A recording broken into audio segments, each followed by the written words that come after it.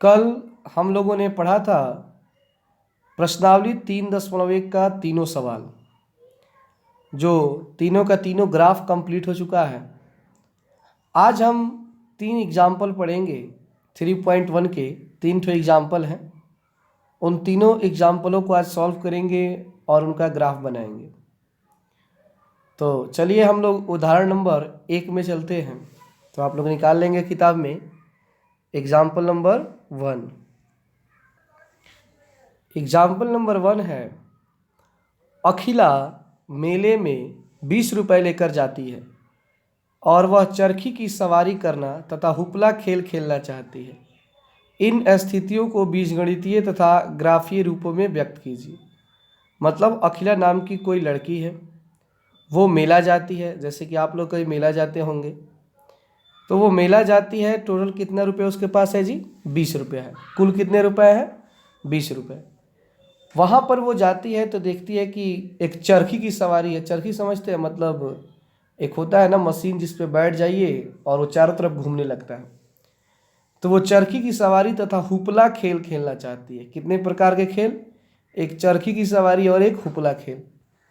तो इसमें देखिए, ये जो सवाल है ये कंप्लीट नहीं है, क्योंकि जब हम चलिए किताब में आपको बताते हैं कि कैसे ये सवाल पूरा है। 2 जगह सवाल को दिया है, एक जगह पूरा पूरा नहीं दिया है। दोनों को हम एक जगह जोड़ कर लिखेंगे। तो चलिए पहले सवाल को हम किताब में समझ लेते हैं, तब इसको सॉल्व करते हैं। तो आप सवाल को समझ गए। यहाँ पे हमारा जो समीकरण है वो है y बराबर 1/2x, y बराबर 1/2x। ठीक है, यहाँ पे देख लीजिए, ये हमारा समीकरण 1 है। क्या है जी? समीकरण 1 है। अब हमने क्या लिखा है कि उसके बाद या, ये किसका चिन्ह है? या 2y बराबर x। तो ये 2y बराबर x कैसे हुआ? तो चलिए इसको हम लोग समझ लेते हैं। जैसे कि हमारे पास है कि y बराबर 1/2x, या अगर हम तिरछा तिरछी गुणा करें, इस 2 में y से गुणा करें, 2 से किस में गुणा करें? y से, तो ये हमारा होगा 2y। क्या होगा जी? 2y। और इस x से 1 में गुणा कर दें तो x होगा। क्योंकि किसी भी संख्या में आप 1 से गुणा करो तो उसमें कोई परिवर्तन नहीं होता है।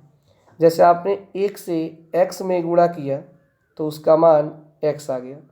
उसी तरह अगर आप 1 से y में गुणा करते तो y आता, 1 से अगर z में गुणा करते तो z आता। ठीक है, तो आप समझ गए कि ये 2y बराबर x कैसे आया। हमने 2 से y में तिरछा तिरछी गुणा किया तो 2y, और इस 1 से x में गुणा किया तो ये x हो गया। ठीक है, तो ये हमारा हो गया 2y बराबर x। कोई दिक्कत? अब आगे देखेंगे, हमने x को शुरू में लिख दिया है यहाँ पे और 2y को इस साइड में कर दिया है। ज़्यादा कुछ नहीं किया गया, इस x को इधर कर दिए हैं और 2y को इधर कर दिए, तो ये बन गया x बराबर 2y। क्या बन गया? x बराबर 2y। अब यहाँ पे हमने क्या किया, हर सवाल की तरह जब y बराबर 1, हमने इसमें x नहीं माना है, इसमें हमने y पर बनाया। जैसे सभी सवालों में हम लोग x लेकर चलते थे। क्या लेकर चलते थे?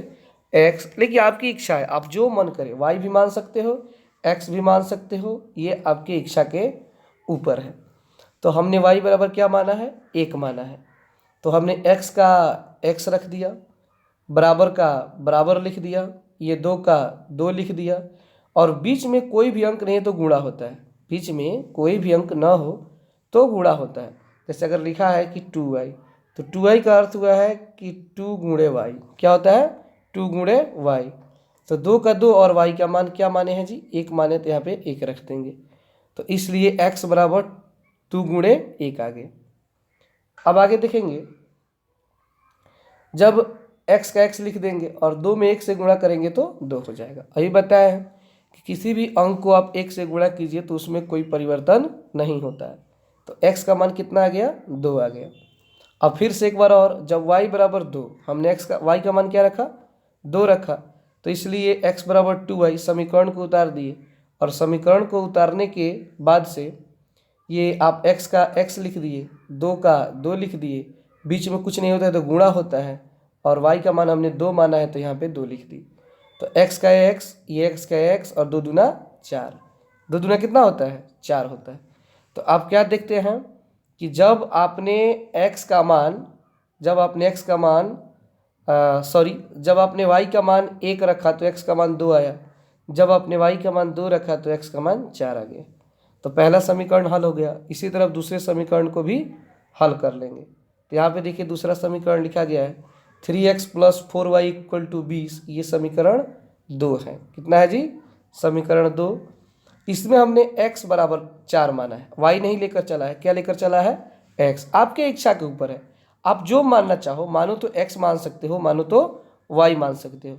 तो हमने x बराबर क्या मान लिया? 4 मान लिया। तो देखिए समीकरण में रख के दिखाते हैं।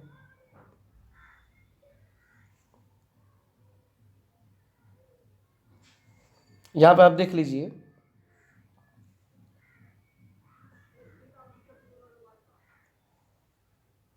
ये x बराबर 4 है तो 3x का हम 3x की जगह 3 का 3 लिखे हैं, बीच में कुछ नहीं तो गुणा है और x की जगह 4 लिख दिए। x की जगह क्या लिखे हैं जी? 4 लिख दिए। फिर +4y है तो +4y और बराबर में 20 है तो 20 लिख दिया गया है। कोई दिक्कत? 3 का 3, x का मान 4 + 4y = 20 उसी तरह उतार दिया गया। अब हम क्या करेंगे कि 3 से 4 में गुणा करेंगे तो 3 में अगर हम लोग 4 से गुणा करें तो 3 चौका क्या होगा? 12 होगा। तो यहाँ पे हमने 12 लिखा। ये 4y = 20 है तो 4y = 20 उसी तरह उतार दिया गया। अब देखिए ये जो 12 है वो प्लस में है तो बराबर किधर आया तो क्या लग गया? इसमें आगे माइनस लग गया। कोई भी अंक अगर बराबर के एक तरफ प्लस में हो और वो बराबर के दूसरी तरफ जाता है, यानी उसके पक्ष में परिवर्तन होता है, तो प्लस माइनस में बदलता है, और कोई अंक माइनस में हो तो वो प्लस में बदल जाता है।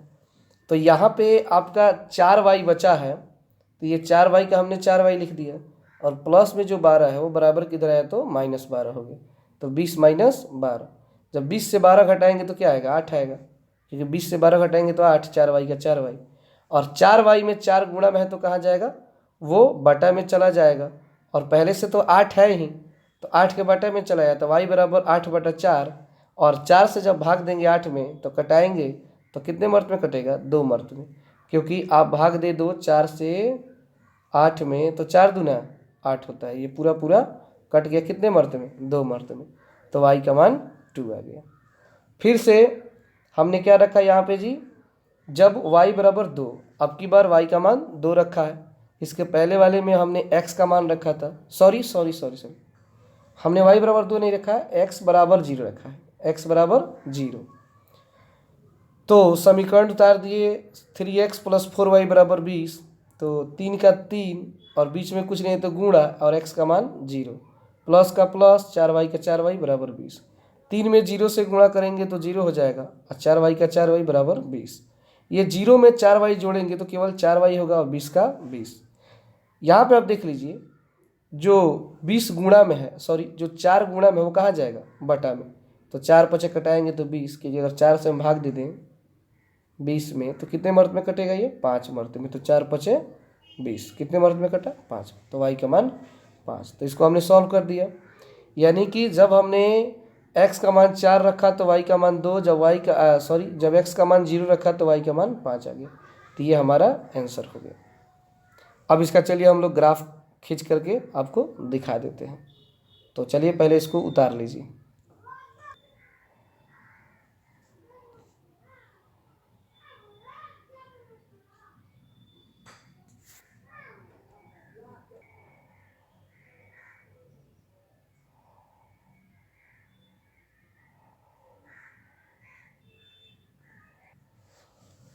अब आइए हम लोग एग्जाम्पल नंबर 2 देखते हैं।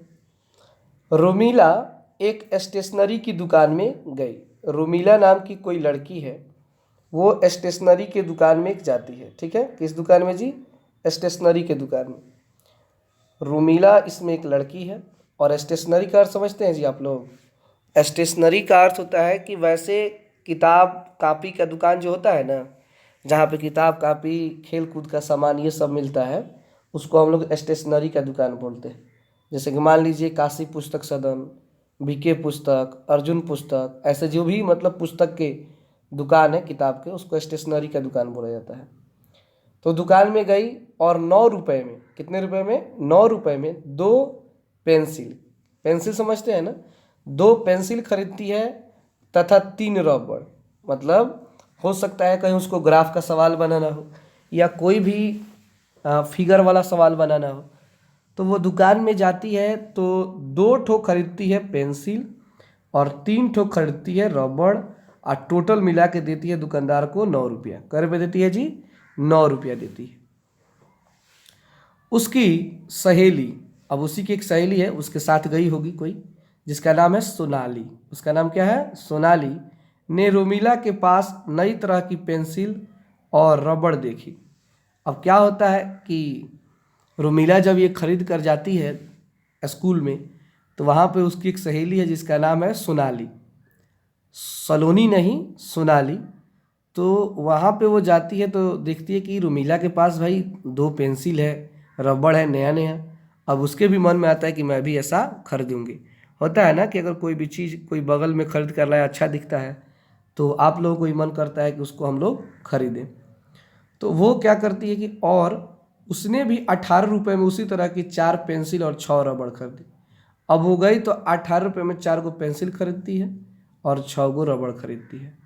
इस स्थिति को बीजगणितीय तथा ग्राफीय रूपों में व्यक्त कीजिए। तो इसको हल करना है और हल करने के बाद इसका ग्राफ खींचना है। तो रोमिला जो है वो 2 पेंसिल 3 रबड़ खरीदती है, इसका दुगुना खरीदती है कौन, सोनाली, 4 पेंसिल 6 रबड़। तो दुगुना पैसा भी देती है, 9 रुपये की जगह 18 रुपया देती है। तो आइए सवाल को पहले समीकरण निकालते हैं, उसके बाद उसको हल करते हैं। हर सवाल की भांति पहले हम मानेंगे कि माना पेंसिल का मूल्य बराबर x रुपया, रबड़ का मूल्य बराबर y रुपया। क्योंकि पहली बार जो खरीदती है वो पेंसिल है और दूसरी वस्तु रबड़ है, तो पहले वाले का मूल्य x रुपया और दूसरे वाले का मूल्य y रुपया। और फिर हर सवाल की तरफ प्रश्न से, क्या लिखा जाता है, प्रश्न से।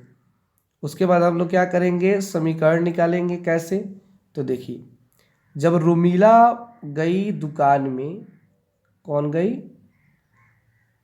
रोमिला, तो वो खरीदती है 2 ठो रबड़, यानी x जो है वो रबड़ है, x क्या है, रबड़ है, नहीं सॉरी, x पेंसिल है, और 2 ठो वो पेंसिल खरीदती है, 3 ठो रबड़ खरीदती है, दोनों मिला के वो देती है 9 रुपया। ये है समीकरण 1।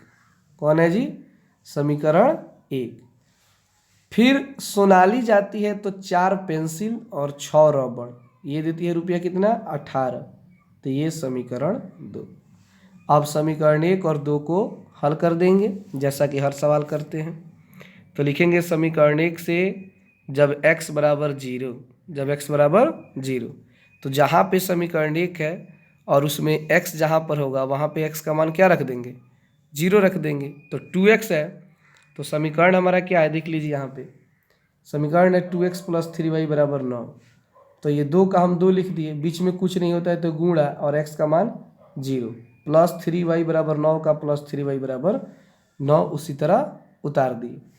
अब बताइए अगर 2 से 0 में गुणा करेंगे तो क्या आएगा, तो 0 आएगा। किसी भी अंक में आप 0 से गुणा कर दीजिए या भाग दे दीजिए, वो 0 हो जाता है। चाहे 10 लाख हो, चाहे 2 रुपया हो, चाहे 10 रुपया हो, 0 से आप गुणा करेंगे तो उसका मान 0 ही होगा। तो 0 हो गया, ये 2 से 0 में गुणा हुआ, तो ये 3y का 3y उतार दिए और 9 का 9 उतार दिए। उसके बाद हमने क्या किया है कि जब 0 को 3y में जोड़ेंगे तो 3y होगा, क्योंकि 0 यहाँ से ख़त्म हो जाएगा और केवल 9 बच जाएगा। और यहाँ पे देख लीजिए, अब 3 जो गुणा में है वो कहाँ जाएगा, बटा में, तो y बराबर 9/3, और 3 से 9 में भाग देंगे तो 3 3 9, यानी कि आप अगर 3 से भाग देते हैं 9 में तो ये कितने मर्त में कटेगा, 3 मर्त में, क्योंकि 3 3 9, ये कट जाएगा आपका। तो आ गया कितने मर्त में, 3 मर्त में, तो y का मान 3। ठीक है, यानी कि जब x बराबर 0 तो y का मान कितना आ गया, 3 आ गया।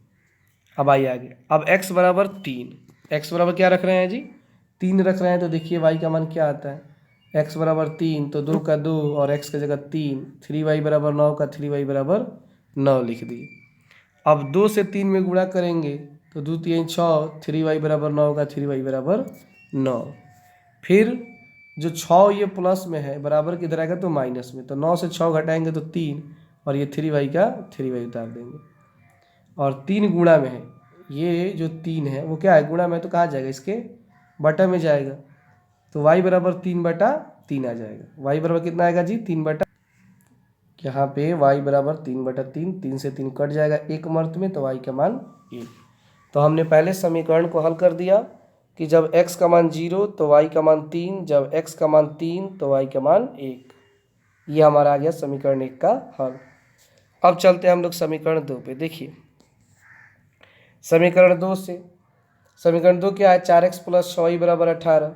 इसमें हम कॉमन छाटेंगे, क्या कॉमन होगा, तो कॉमन होगा हमारा 2। इसमें हम लोग कॉमन छाट देंगे, तो इसमें कॉमन क्या होगा जी 2 कॉमन होगा। तो 2 से जब भाग देंगे 4 में, तो यहाँ पे आप देख लीजिए कॉमन कैसे छाटा जाता है, ऐसे कर देते हैं।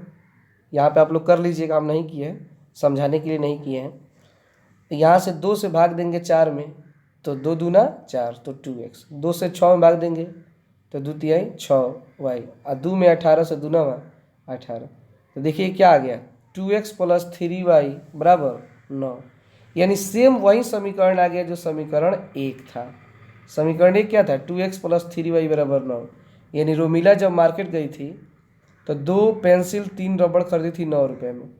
तो सेम समीकरण दोनों का है, तो उसी तरह हल करेंगे जिस तरह समीकरण 1 हल की, सेम वही हल करेंगे समीकरण 2 में, बिल्कुल उतार देंगे, कुछ करना नहीं है। तो इसके लिए इसको नहीं समझा रहे हैं, आप लोग इसे केवल उतार लेंगे। और चलिए इसको उतार लीजिए और ग्राफ इसका बता देते हैं।